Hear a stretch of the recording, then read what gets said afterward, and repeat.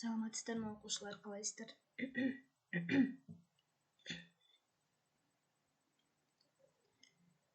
Қайырлы кеш оқушылар.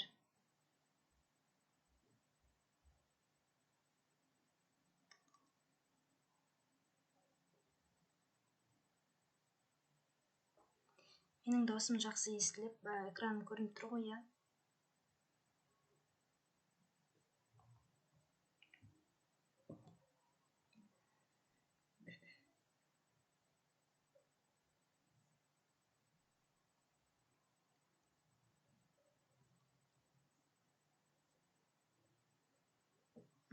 Олай болса, жайлап бастай берейік, иә? Басқа оқушылар кіре жатыр, әрі қарай экраным көрініп тұрған шығар деп ойлаймын.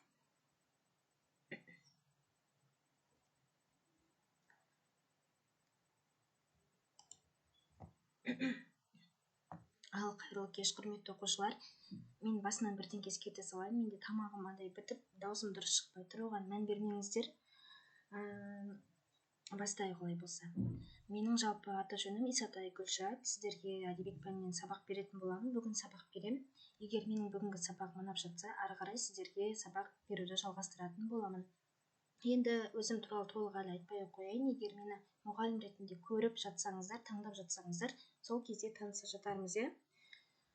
Жалпы менің экраным барлығы дұрыс көрініп тұр деп ойлаймын. Экранымды үлкейтіп алайын қазір. Экран үлкейді ма? Толық экранға шықты ма?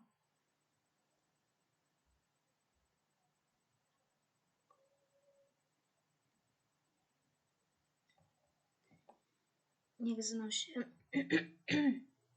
толық экранға шықпай тұр, шетінен бастай берейік жарайды олай болса. Осылай бастай берейік. Жалпы оқушылар, бүгін мен сіздермен жаңа заман ақын жазушылары Ұлықбек Есдәулет пен Таласбек Әсемқұлов туралы өтетін боламын. Бұл ақындарды шілде ағымы өтіп кеткен болар, қыркүйек ағымы әлі өтпеген боларсыздар, иә? Жарайды, олай болса, бүгінгі жоспармен толығымен танысайық. Бүгін бізде Ұлықбек Есдәулеттің өмірінен бір үзік сыр, яғни өмірі туралы айтатын боламыз. Сонымен қатар ол кісінің шығармашылығымен танысамыз. Ұлықбек Есдәулеттің оқулығымызда берілген "Біз түркілерміз" атты шығармасымен таныс боламыз. Ары қарай екінші жазушымыз бұл бізде Таласбек Әсемқұловтың өмірі мен шығармашылығы, Таласбек Әсемқұловтың "Бекторының қазынасы" әңгімесі, сонымен қатар қорытынды. Таныстық, иә, жоспармен. Олай болса, ары қарай кеттік. Бірінші, біз Ұлықбек Есдәулеттің өмірбаянынан бастайық. Ұлықбек Есдәулет кім және ол кісі әдебиетке қандай еңбек сіңірді? Соған тоқталайық, иә? Оған тоқталмас бұрын мен бұл кісі туралы азын-аулақ мағлұмат беріп өтейін. Жалпы Ұлықбек Есдәулет бізде қазақ әдебиетінде ақ өлең жанрының негізін қалаушы, ақын, жазушы, сонымен қатар Қазақстан жазушылар одағын құтқарып қалған тұлғалардың бірі екен. Енді бізде бұл кісі қазіргі кезде тірі, өмірі де бар. Бұл кісі жалпы 1954 жылы Шығыс Қазақстан облысының Зайсан ауданында үлкен Қаратал ауылында дүниеге келген екен. Конспекті жазу маңызды емес, бұл бізде жай ғана пробный сабақ оқушылар, иә? Сонымен қатар, егер мен сабақ беріп жататын болсам, конспектіні жазып әуре болмаңыздар. Мен ара-арасында ғана мынаны оқушылар жазып алыңыздар деймін, соны ғана жазасыздар, жарайды ма? Оған дейін тек қана сабаққа мән берген дұрыс. Жалпы Шығыста дүниеге келді дедік. Бұл кісінің дүниеге келуінің өзі бір оқиға болған. Жалпы Ұлықбек Есдәулет бұл кісінің әкесі бізде соғысқа барып келген, Ұлы Отан соғысына барған. Ұлы Отан соғысында бұның әкесі үлкен жарақат алады. Өмір мен өлімнің арасында арпалысып жатқан кезде бұл Ұлықбектің әкесін Ұлықбек деген бір кісі құтқарып қалады екен. Содан жаңағы Ұлықбектің әкесі жаңағы құтқарып қалған Ұлықбекке, егер менің балам болатын болса, оның есімін сенің құрметіне қарай Ұлықбек деп қоямын деп сол адамға уәде берген екен Ұлы Отан соғысы кезінде. Соғыс бітеді, солдаттар, жауынгерлер елге аман есен оралады, әкесі шаңырақ көтереді, үйлі болады, балалы болады. Кешіріңіздер. Бұл кісінің содан әкесінің сонымен бірінші баласы дүниеге келеді. Бірақ қазақ халқында білесіздер, иә? Кешіріңіздер. Қазақ халқында әулеттің ең бірінші немересі ол ата әжеге тиесілі болады. Ата әжеге тиесілі болғаннан кейін ол баланың есімін атасы мен әжесі қояды. Сонымен ол баланың есімі кешіріңіздер, тамағым ауырып отыр да дұрыс түсіндіре алмай жатырмын. Бірінші баланың есімі бұл Бақытбек деп қойылады.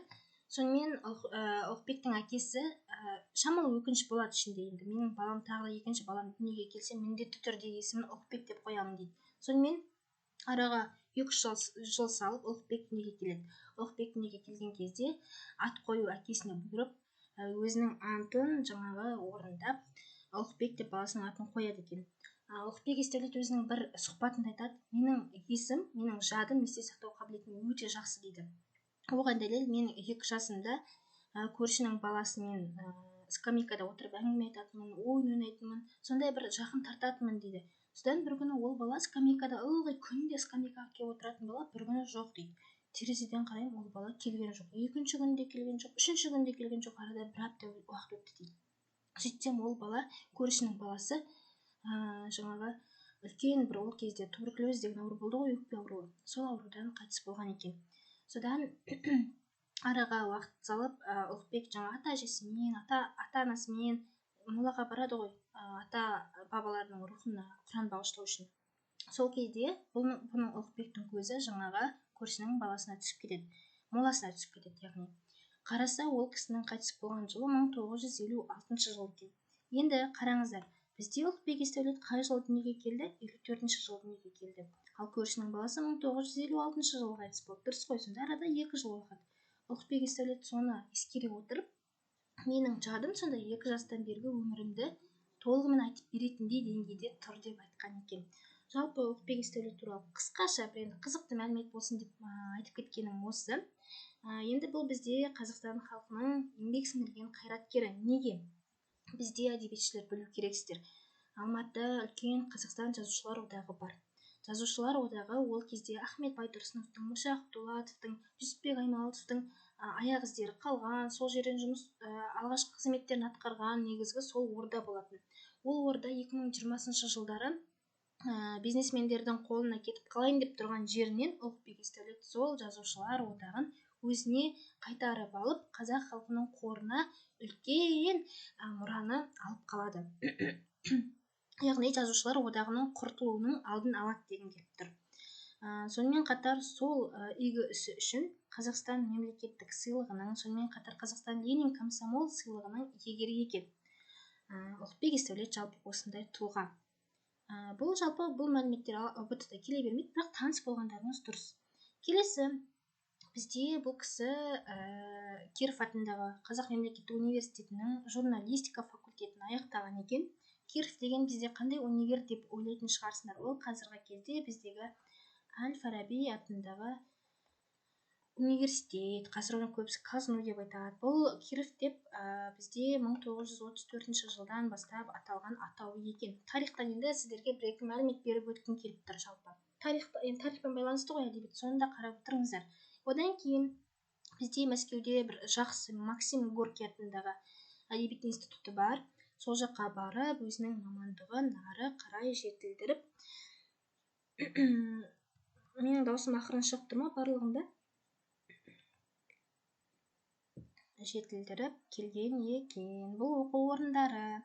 Енді Ұлықбек Есдәулеттің шығармашылығымен таныс болайық. Осы бетті скрин жасап аласыздар ма, жоқ жазып аласыздар ма? Бұл өте маңызды беттің бірі.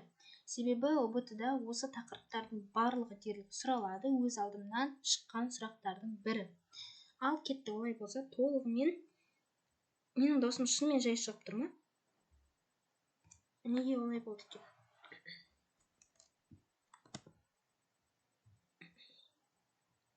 Мүмкін тамағым ауырып тұрғаннан дұрыс шықпай тұрған болар.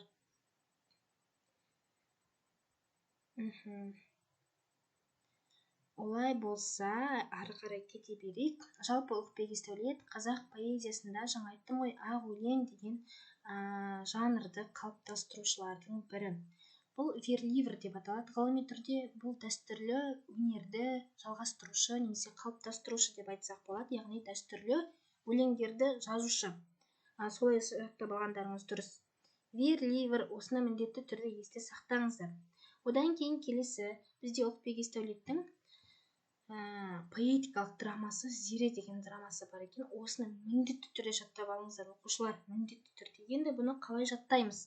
Қараңыздар, драма деген ол театрда сахналанатын бір қойылым, дұрыс қой, драма тем более андай да, қараңыздар, өте бір аянышты, адамның көзіне жас келтіретін, қайғылы оқиғаларға негізделген сондай бір спектакль драма дегеннің өзі. Драма, енді қараңыздар, драма яғни бұл бізде Зере бізде Абайдың әжесі. Енді примерно солай жаттап алғандарыңыз дұрыс. Одан кейін бізде тура осы кісінің ары қарай поэмасы бар екен, драмалық поэмасы. Енді қараңыздар, драмалық поэма ол, жаңа айттым, драма дегеннің өзі бір қара, қорқынышты, түнек, сондай нәрсе елестеді ғой көз алдымызға. Яғни драма деген кезде қара пима естеріңізге түссін. Қара деген сөзбен ассоциация жасап жаттап алыңыздар. Одан кейін Ұлықбек Есдәулеттің опералық либреттосы бар. Оны бейбарыс деп атаған. Опералық либретто өздеріңіз білетіндей, опера хормен айтылатын өлеңнің ғылыми атауы опера. Яғни бейбарыс деген өлеңді жазған екен. Осын жаттап алыңыздар. Келесі, бізде бұл кісі өзі шығыстың тумасы, шығыста білесіздер, 1949 жылы алғаш рет семей полигонында сынақ жүргізілді, сол сынақтан қаншама адам зардап шекті. Одан бөлек, осы арыстан курсына тіркелмей тұрып, марафонға қатысқан болсаңыздар, мен марафонда Ұлықбек Есдәулет туралы айттым ғой. Кешіріңіздер, Медеу Сәрсеке туралы айттым. Медеу Сәрсеке сол семей полигонынан өте үлкен зардап шеккен тұғын. Естеріңізде бар ғой, тура сондай зардапты қаншама адам шеккендіктен бұл кісі сол семей полигонына арнап, Семей Невада деген қозғалысқа арнап, Заманай деген өлеңді жазып қалдырған екен. Заманай, жаттап алыңыздар, бұл неге арналған? Семейдегі ядролық жарылысқа арналған. Енді бұл тек қана бізде қазақ халқында ғана қолданылмайды бұл өлең, бұл халықаралық деңгейдегі өлең болып табылады. Оған дәлел жапон тіліне аударылып, оған клип түсіріліп, клип дегенде енді андай гимнге енді андай видео түсіріп, караокелерге айтуға жаңа рұқсат етілген өлеңдердің бірі екен. Осыны сақтап алыңыздар естеріңізде. Одан кейін бізде Әбілхаят деген эсселер мен естеліктер жинағы бар. Оқушылар, мен өзім 3 жыл бұрын тапсырдым. Именно осы сұрақ өзімнің алдыма келді. Ұлықбек Есдәулеттің үздік 10 шығарманың қатарына енген шығармасы деген сұрақ келді. Ол бізде Әбілхаят болатын. Яғни Әбілхаят топ 10 деп жаттап алыңдар. Топ 10 шығарманың ішіне кірген екен. Одан бөлек бізде Қобда Исатай басында Күршім Жаралы Барақ Батыр біз түркілерміз деген халықтың ата бабасының жаңа еске алу, халықтың рухын көтеруге арналған өлеңдері бар екен. Жалпы бұл бет түсінікті деп ойлаймын. Түсінікті ғой, жаттап алдық қой. Келесі, бізде бұл кісінің кітаптары, өте көп кітаптары жарық көрген.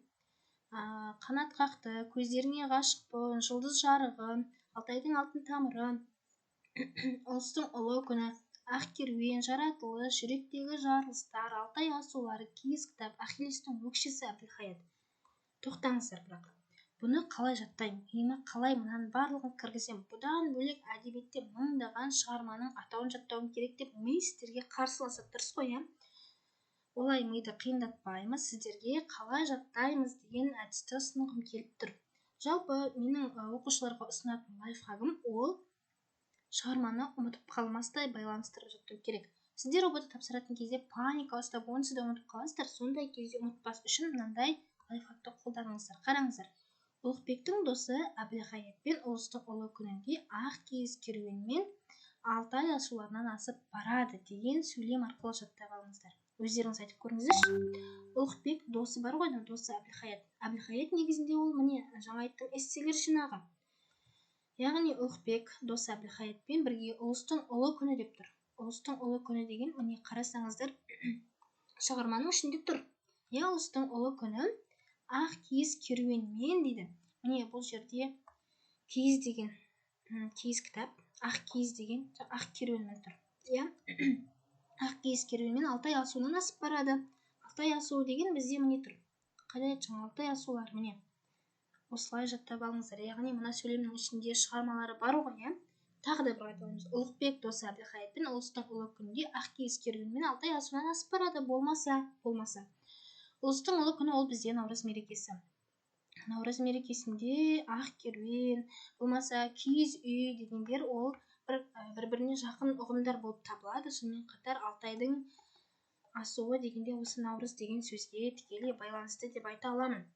Одан кейін келесі тағы да мынандай жаттау жолы бар. Ұлықбек жұлдыздың көздеріне қарағанда жүрегінде жарылыстар пайда болады. Кейіннен екеуінің Ахиллес деген ұлдары болды. Қараңыздар. Ұлықбек, енді неге Ұлықбекті басына қоямыз? Себебі Ұлықбектің шығармасы екенін ұмытып қалмауларыңыз қажет. Жұлдыздың көздеріне деген, міне қараңыздар. Жұлдыз деген негізі жұлдыз жарығы ғой. Бірақ мен жұлдыз дегенді қыздың атымен алдым. Оның көздеріне қарап деп тұр. Ғашық болады. Иә, ғашық болады. Солай оның жүрегінде жарылыстар пайда болады екен. Міне, жүректегі жарылыстар деген тұр ғой. Тұр. Одан кейін екеуі үйленгеннен кейін енді Ахиллес деген балдары болады екен. Ахиллес, бұл жерде Ахиллестің өкшесі деген өлеңдер жинағы бар. Осылай жаттаймыз оқушылар. Мына шығармаларды оп-оңай тілде миларыңызға тоқып алсаңыздар, ұмытып қалмайсыздар. Ертең ұбт кезінде паника ұстап жатқанда да мына сөйлем миларыңызға топ ете қалатын болады. Жалпы бұл жаттау лайфхагым. Келесі, бұл кісінің томдық шығармалары бар екен. Томдық шығарма дегеніміз жинақ былай айтқанда.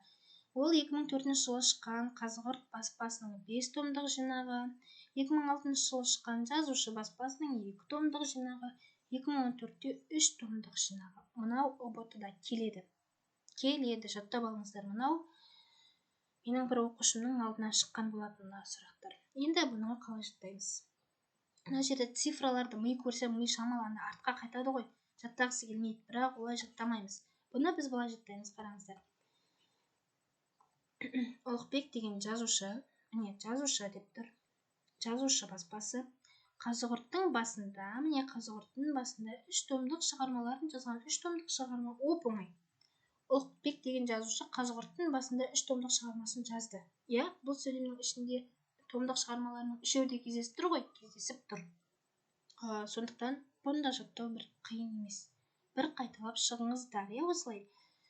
Одан кейін бізде оқушылар қараңдаршы, көптеген жазушылар болсын, ақындар болсын, олар шетелдің шығармаларын бірінші қазақ тіліне аударып алады. Соған қарай өздері бір мотивация жинайды. Былай айтқанда қазіргі тілмен плагиат өлеңдер дегенді шығып жатыр ғой, тура сол сияқты плагиат жасау үшін бірінші шығармаларды аударып алады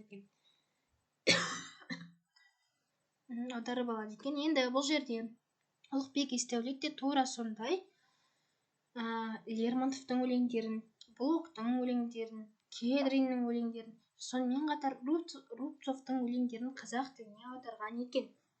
Енді мен бұлар тағы да ұмытып қалдым, оқығым келмейді дейтін оқушылар болады араларыңызда. Бұны былай жаттаймыз, қараңдаршы. Лермонтов пен Кедрин дос болады. Кедрин мен Лермонтов дос, жаттап алыңдар. Мынаған қарасыңдар, бір оқымысы сияқты ғой, көзіне очкиін киіп алған. Лермонтов пен Кедрин дос болады. Сөйтеді, Лермонтов Кедриннен блоктап кубик Рубик алғызады. Енді қараңдаршы, Кедриннің көзінде очкиі бар. Көбінесе кубик Рубикті кімдер құрайды? Андай оқымысты очки тағатындар құрайды көбінесе. Яғни, мына блок деген, енді сіздердің көп жерде диалектті түсінбей жататындар болады. Блок оландай топ-тобымен деген сөз ғой, көп қып деген сөз. Блоктап кубик Рубик деген қараңдар, Рубцов.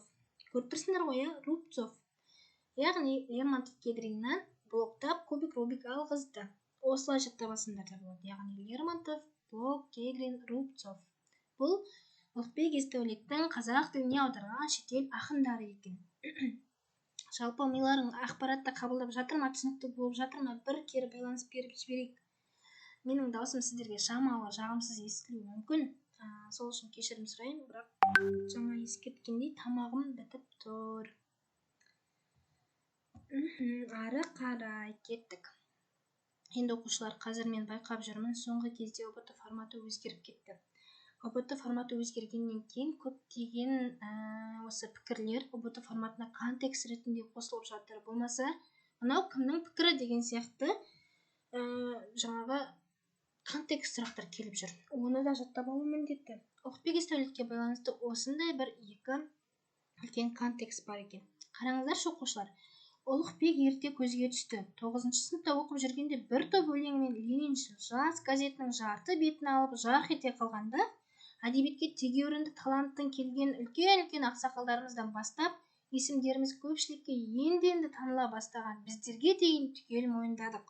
Содан кейін Ұлықбек қаламынан өлең сүйер қауымды тамсантып, тәнті еткен жырлар жиі толассыз туа бастады. Ой, мен қанша пікір бар, оның қайсысы бірін жаттай беремін, тағы ми қателесіп сіздерге қарсы шығып тұр. Енді сіздер оны қалай жаттайсыздар? Бір контексттің ішінде ключевой сөз болады. Соны жаттап алыңыздар. Қараңыздар. Мен неге тегеурінді деген сөзді қызылмен белгілеп қойдым. Жалпы тегеурінді деген сөз ол бір мықты, болаттай бір, темірдей мықты, тепсе ешқандай үзілмейтін деген бір сондай мағынасы бар. Яғни мен тегеурінді сөзімен темірбекті тең деп көрдім. Екеуінің былай айтқанда темір деген мағына береді. Яғни тегеурінді деген мықты. Бұл пікірді кім айтты? Темірбек айтты. Себебі Темірбектің атында темір деген сөз бар. Осылай жаттап алыңыздар. Келесі Дидар Амантайдың мынандай пікірі бар екен. Ұлықбек ақын өлең техникасының озық үлгілерін қалтқысыз меңгерген қалам иесі. Рубаият ұйқастарының табиғаты жасанды емес, халықтық. Сондықтан жеңіл ұйқасып, оңай сырласып кете бересің. Жалпы халық тіліне жүйрік, асыл қазынасын бойына сіңіріп өскен дүлдүл шайыр рубайлары қиындықсыз тез жатталады дейді. Бұны қалай жаттаймыз оқушылар? Қараңдаршы. Сырласып деген сөзді әдейі қызылмен белгілеп қойдым. Дидарласу, сырласу деген бір бізде қазақ тілінде сондай керемет сөз тіркесі бар. Дидарласу, сырласу, яғни былай айтқанда екеуі синоним сөздер ғой. Дидарласу, сырласу. Осылай жаттап алсақ болады. Оқушылар, мына екі пікірді шынымен де мықтап тұрып жаттап алыңыздар, миларыңызға тоқып алыңыздар. Мынау ұбт-да келеді. Тегеурінді темір, дидарласу, сырласу. Жалпы біз Ұлықбек Есдәулет туралы осы жерге дейін толық мәліметті алдық. ұбт-да нағыз келеді деген ақпараттармен бөлістім, лайфхактарды ұсындым. Енді бізде Ұлықбек Есдәулеттің ұбт-да келетін біз түркілерміз деген өлеңі бар. Біз түркілерміз өлеңі қандай шығарма? Бұл көбінесе Ұлықбек Есдәулет дегеніміз ұлтжанды, рухты сүйетін, рухани өлеңдерді шығаратын кісі. Енді біз түркілерміз деген өлеңнің атынан ақ біліп тұрмыз. Бұл өлең түркілерді мақтау, мадақтау негізінен тараған деп айтады. Енді бізде білесіздер, біз шынымен де түркілердің ұрпағымыз, көк бөрінің ұрпағымыз деп айтамыз. Анау сақ ғұн заманынан келе жатқан, сол кезеңнен келе жатқан біздің деректеріміз сақталған, сол кезден қалған бізде үлкен зерттеулер, түрлі археологиялық қазба жұмыстары қалған, дұрыс қой, алтын адам деген секілді. Бұл кісі осы біз түркілерміз өлеңінде соның барлығын мақтап, мадақтап өлеңіне жазған екен. Біз түркілерміз деген өте кішкентай шағын өлең оқып алыңыздар, бірақ ұбт-да бұған байланысты Ұлықбек Есдәулеттің шығармасы деген ғана сұрақ келеді. Болды, ары қарай басқа сұрақ келмейді. Одан кейін менде мынандай бір принцип бар, ұстаным бар. Көп жерде байқайтыным, әдебиеттің мұғалімі әдеби шығарманы оқушыға аузына шайнап тұрып жұтатын деңгейге дейін жеткізеді. Бірақ оқушы оны былай тыңдап отырады, іші пысып кетеді оны тыңдап отырғаннан. Сондықтан мен шығарманы ешқандай түсіндірмеймін. Оған жалпы мазмұн берем, ары қарай оқушының өзі оқуы қажет. Егер мен сіздерге мұғалім болып қалып жатсам, оқулықты қалай оқу қажет? Қандай шығармаларды оқып бастау керек? Шығарма оқығанда ұйықтап қалам, ішім пысады, түсінбеймін, қабылдамайды дегенде ол кезде мен мұғалім болғанда сіздер бұндай пікір айтпайтын боласыздар. Мен мұғалім болғанда жалпы шағын шығармалардан бастап үлкен шығармаларға дейін оқып бітіреміз. Жалпы айтайын дегенім осы.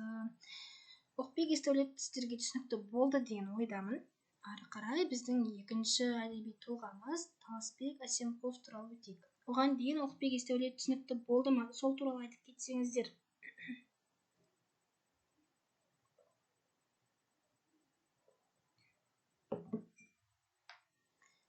Егер Ұлықбек Есдәулетті түсінгендеріңіз шын болса, маған мына сұраққа жауап беріңіздерші. Ұлықбек Есдәулет шетелдің қандай ақындарын қазақ тіліне аударды? Қане, кім бірінші жазады екен? Кімнің есінде қалды екен?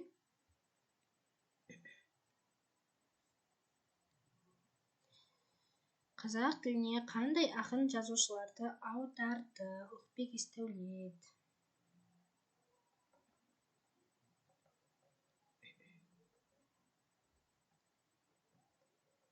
Есімізде қалмады ма? Бұл жарайсыз Жанерке.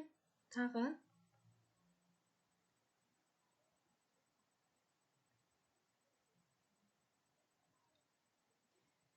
Лермонтов, Рубцов болады. Кедрин, Блок өте керемет. Ақерке, Жанерке, Сабина өте жарайсыздар. Мида сақталған екен. Қуаныштымын. Ары қарай онда біз Таласбек Әсемқұловтың өмірмен шығармашылығын айтуды бастайық. Бізде жалпы бұл кісі 1955 жылы дүниеге келіп, 2014 жылы дүниеден озған екен. Енді бұл кісі де Шығыс Қазақстан облысында дүниеге келген. Ұлықбек те Шығыс Қазақстанның тумасы, бұл кісі де Шығыстың тумасы екен. Осы орайда мен сіздерге тағы да бір кеңес айтқым келіп тұр. Көп оқушылар мен ақын жазушылардың туған жылын немесе туған жерін ұмытып қала беремін дейсіздер. Оған менде мынандай бір өзімнің басымнан өткен лайфхак. Үлкен плакат бар ғой, мектеп бір базарларда, мектеп баспаларында, мектеп жабдықтарында 150 теңгеге сатылады. Соны алыңыздар, үлкен плакатты. Алыңыздар да, суретші болсаңыздар да, болмасаңыздар да, былай шимақ қылып Қазақстанның картасын сызыңыздар. Мынау примерно Қазақстанның картасы. Мына жақ солтүстік, мына жақ оңтүстік, мына жақ шығыс, мына жақ батыс, иә. Енді шығысты былай бөліп қойып, шығыста кімдер дүниеге келді жазыңыз осында. Абай, Әуезов, Шәкәрім Құдайбердіұлы, Медеу Сәрсеке, Таласбек Әсемқұлов, тағы Ұлықбек Есдәулет, осылай жазыңыз. Солтүстікте мына жақта кім дүниеге келді? Байтұрсынов Торғайда, иә, солай жазыңыздар. Оңтүстікте кім келді дүниеге? Батыста кім келді? Осы плакатты бөлмелеріңізге іліп қойып, күнде қарап жүрсеңіздер, кімнің қайда дүниеге келгенін жаттап аласыздар.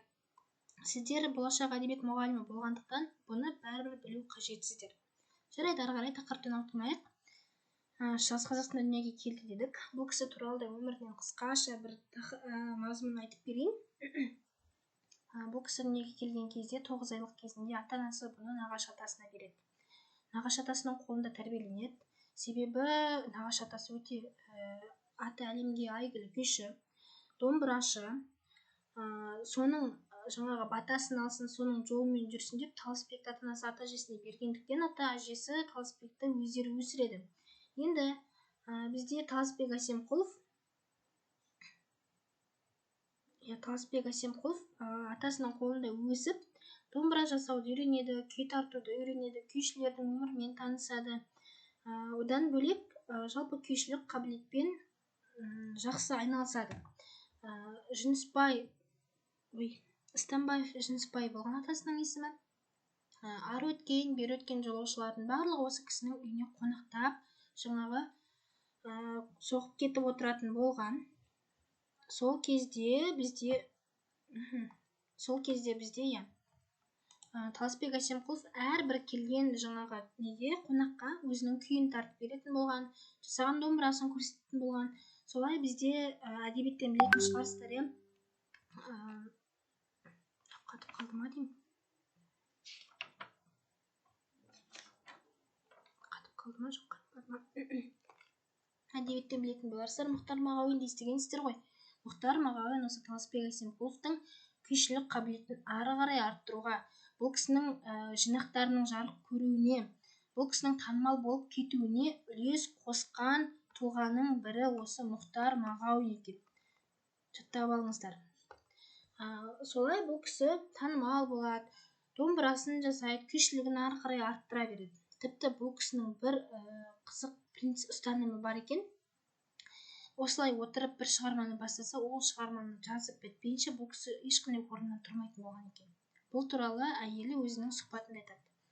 Сонымен қатар бізде бұл кісі Лев Гумилев деген кісіні танитын боларсыздар. Иә.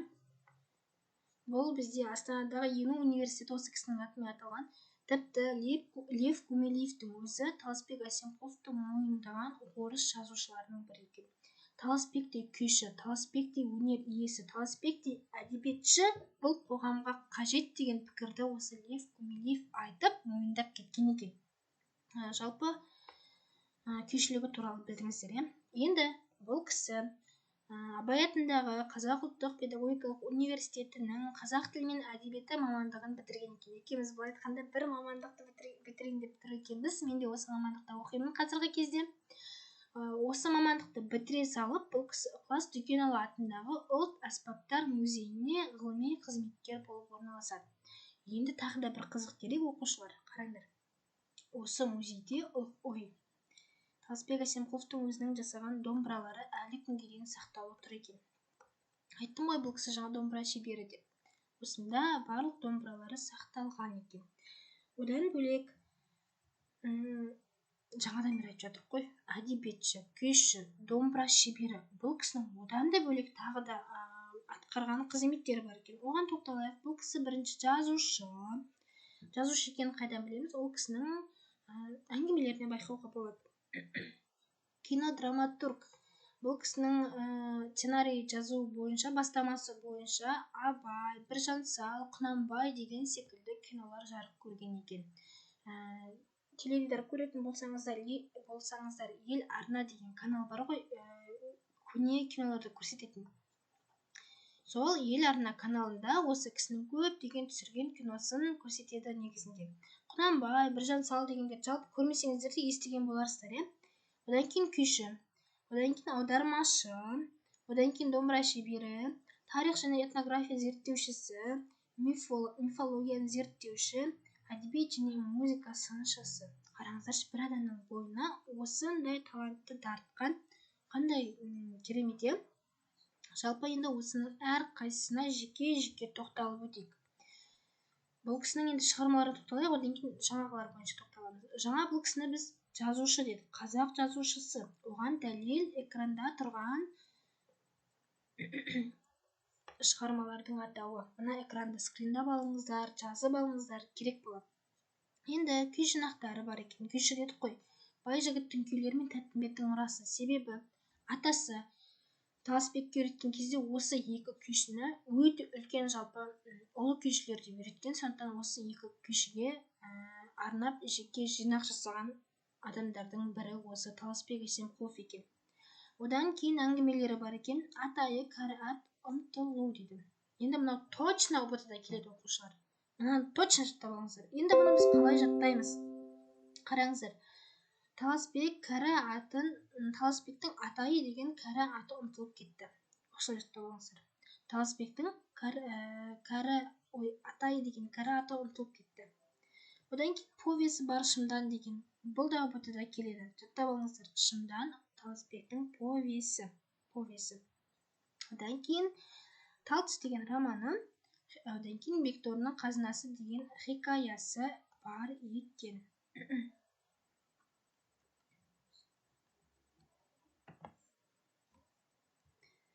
Ары қарай.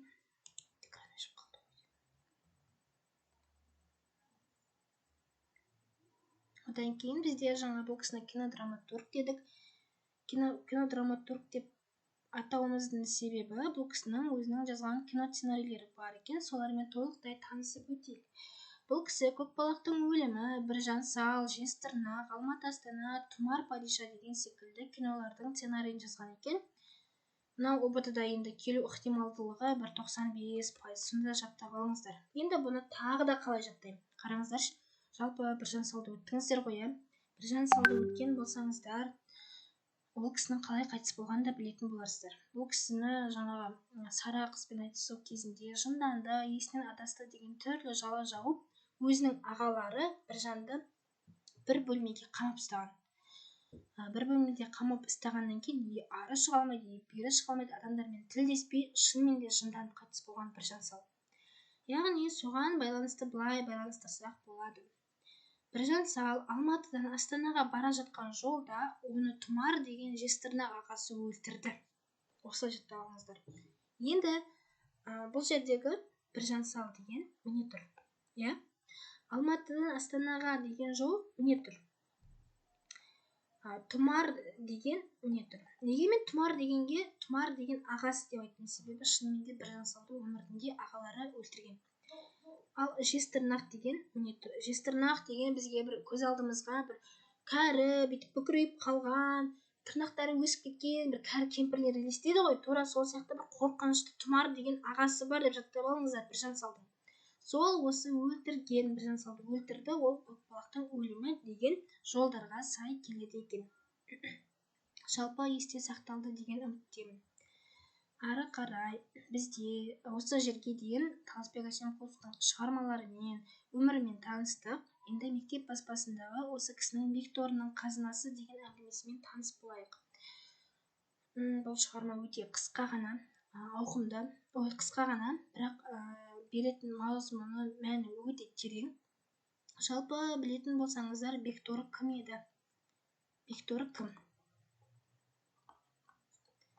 Жауабын жазып кетіңіздер. Бекторы деген кім?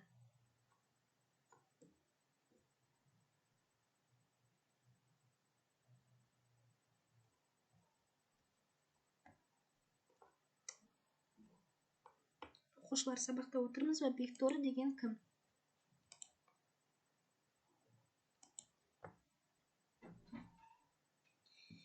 Ертегі кейіпкері дейді. Өте дұрыс, ертегі кейіпкері. Бізде енді жаңа бұл Таласбек Әсемқұловты мифологияны зерттеген деп айттық, мифология. Ал миф деген ол шындық өмірге жанаспайтын хикаяларды миф деп атаймыз. Дұрыс қой, одан бөлек енді қараңыздар. Шынымен де Таласбек Әсемқұловтың Бекторының қазынасы бұл шынайы өмірге келмейді, жанаспайды. Бізде Бекторы деген перінің қызы болады. Қайырболды деген жаңағы ресторанда жұмыс жасап жүрген бала болады. Оның жағдайы өте төмен болды. Сол жағдайы төмен болғандықтан ата-анасына, ата-әжесіне көмектесу үшін ресторанда жұмыс жасап жүреді Қайырболды. Содан бір күні бұның кафесіне, бір күн емес, қатарына 3-4 күн бойы 1-2 қыз күтте келіп кофе сондайлар ішіп кететін болған. Содан бір күні келеді да, жаңағы қыз ақшасы болмай, оның орнына өзінің жүзігін тастап кетеді. Содан кейін Қайырболды бір күн ақшадан қатты қысылып, жаңағы жүзікті алып зергерге барса, мына жүзікті қайдан алдың? Бұл өмірде кездесе бермейтін өте асыл тасты қымбат бағалы жүзік қой дейді. Сосын Қайырболды таңғалады. Осындай құнды затты неге маған тастап кетті деп ойлап, жолда келе жатып скамейкаға отырса, қасында өткендегі осы жүзікті берген қыз отырады. Солай ол жүзікті неге бергенін барлығын сұрай келе, оның қыз емес, пері екеніне көзі жетеді. Содан кейін ол Бекторы, яғни перінің қызы ғой, Қайырболдың үйіне шақырады. Үйіне шақырған кезде Қайырболды оның үйіне барады. Үйіне барса, үйі дәлізі шексіз кете береді. Өте үлкен дәліз. Ананың шегіне жету мүмкін емес. Өте үлкен дастархан жайып тастаған, дастарханның ана басында Бекторы, мына басында Қайырболды отырады. Сенің жағдайың өте нашар. Соған мен көмектесейін деп, бұл перінің қызы Қайырболдыға көмектеспекші болып, бір бөлмеге алып барады. Ол бөлмеде неше түрлі адамдардың жүрегі сақталған. Осы жердегі бір жүректі сақта, мен саған салып берем, содан кейін сен ана әлемнің бүкіл байлығына кенелесің деп айта береді. Солай Қайырболды бір жүректі өзіне салады. Шынымен де әлемдегі ең бай адамның бірі Қайырболды болады. Ол ата-анасын барлығын ұмытып кетеді. Одан ата-әжесін, ата-анасын ұмытып кетеді. Солай ол уақыт өте келе, оның жүргізушісі бір кішкентай баланы қағып кетеді. Қараса, ол тура Қайырболдының кішкентай кезіндегі бейнесі. Содан сол баланың жаңағы бейнесін көріп, Қайырболды өзінің сабасына келіп, Бекторыға барып, жүрегін қайтарып алуды сұрайды. Бірақ Бекторы оған көнбейді. Сол кезде ол Бекторы не деп айтты? Қараңдар, қазақтан пейіл кетті. Бұрын жақсылығы асып төгілген төңіректегі жұрттың бәріне пана болып, шарапаты жеткен қазақ енді өзіне қайырым қыла алмай отыр. Сен Қайырболдының тағдырын кештің. Қайырболды болып кедейшіліктің қорлығын да, байлығын да, игілігін де көрдің. Асып тасқан мейманның неге апарып соғатынына да көзің жетті. Сен өзің мүлдем танымайтын адамның тағдырына тілендің. бөгденің тағдырын өз тағдырыңдай кешкендіктен сен сол Қайырболдыны енді өзіңдей көресің. Ұрпақ ендігі жерде бір-біріне осындай бауырмал болмаса өмір сүру өте қиын болады деп айтқан. Яғни бұл жерде Қайырболдының жүрегін перінің қызы қайтарып береді. Ата әжесінің ауылына барады Бекторы. Ой, Қайырболды. Сөйтсе атасы 3 жыл алдын қайтыс болып кеткен екен. Әжесімен сырласып, кешірім сұрап татуласып, өзінің басынан өткен кеткендерді айтып береді екен. Жалпы бұл шығарма бір 20 ғана беттік шығарма. Тез оқып тастауға тұрарлық, өте қызықты, үлкен мән мағына беретін шығарма деп айта аламын. Сонда бұл шығарманың негізгі мәні, негізгі түйіні, негізгі қорытындысы бұл жерде адамдардың мына жерде тұр ғой, кең пейілі кетті дейді. Адамдардың өміріндегі болатын жағдайлар, байлық пен кедейліктің айырмашылығы, сол туралы ара жігін ажыратып көрсетеді. Енді бұл жерде автор тамағым мүлдем істемей қалды ғой. Автор 3 түрлі уақыт пен кеңістікті көрсете отырып жазады. Ол қазіргі өмірдің жалпы болып жатқан бет-әлпетін, бейнесін, шындығын көрсете отырып жазған. Біріншісі Қайырболдының басынан кешкен оқиғалары. Екіншісі Сағындықтың перінің қызы Бекторымен кездесуі. Сағындық бұл қателеспесем бізде Қайырболдының жүргізушісі болады. Жүргізушісі қателеспесем, себебі мен де бұл шығарманы 3 жыл бұрын оқығанмын. Үшіншісі әңгіме кейіпкері және әңгіме ішіндегі автор бұл өмірдегі оқиғаларды бейнелеуші ретінде, прототип ретінде бейнеленеді. Прототип. Жалпы негізгі шығарманың мазмұны осындай, қызықты, оқыңыздар, иә? Жалпы бізде Таласбек Әсемқұлов деген осы шығармасымен толық таныстық. Енді бізде қорытынды сөзімді ұлы ағартушы Уильям Уордтың «Жай мұғалім хабарлайды, жақсы мұғалім түсіндіреді, керемет мұғалім көрсетеді, ұлы мұғалім шабыттандырады» деген сөзімен аяқтағым келіп тұр.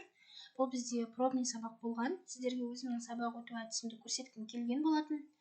Сіздерге осы жерде жай, жақсы, керемет ұлы мұғалім бола алдым деген ойдамын. Сабақ түсінікті болды деген ойдамын. Есте қалды деген ойдамын. Лайфхактар ұнады деген ойдамын. Жалпы соған байланысты, кері байланысты чатқа беріп өтсеңіздер. Бүгінгі менің сабақ беру әдісім сіздерге қалай әсер етті? Менің бүгін шынымен тамағым бітіп, айтар сөзімді дұрыс жеткізе алмай отырмын.